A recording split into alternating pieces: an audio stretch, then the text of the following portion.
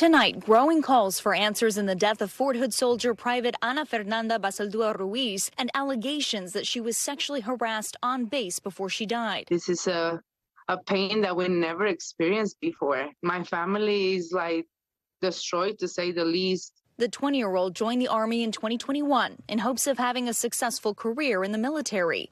Y ella cree que entrando al ejército en los Estados Unidos iba a lograr muchos de sus sueños. But that all came to an abrupt end last week when her body was found. Family members in Mexico stunned by her sudden death. Their grief interrupted by anger, her family calling for an investigation into what they say was a troubling experience in the Army. She shared some details of she having a hard time during these last weeks. Her mother, Alejandra Ruiz, telling Telemundo her daughter had said she'd been sexually harassed on base by a superior. Mi hija está conmigo.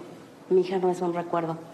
Mi hija está en un presente. The Army's Criminal Investigation Division reporting no foul play is suspected in her death, but an official cause hasn't been released, while allegations that she was sexually harassed are under investigation. CID is currently investigating these allegations, and they will investigate these allegations thoroughly. Let me be clear, we do not tolerate harassment of any type.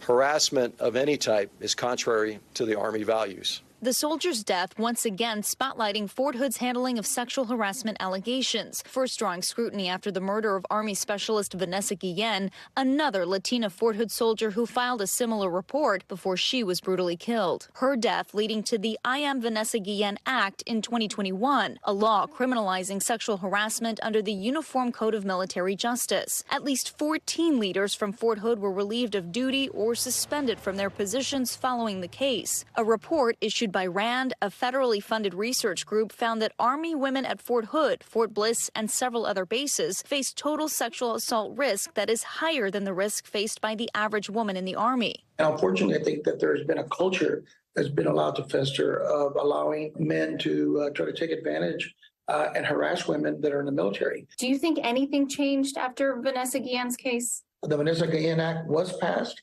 and now we're just hoping that it's implemented and exercised to the full extent of the law. As for Basaldua Ruiz's family, they'll continue to wait for answers as to what happened to the soldier they loved so much. She wanted to travel the world. She loved music. She loved to dance. I just want everybody to not let my niece's name fade, to keep her name alive until we realize what really happened.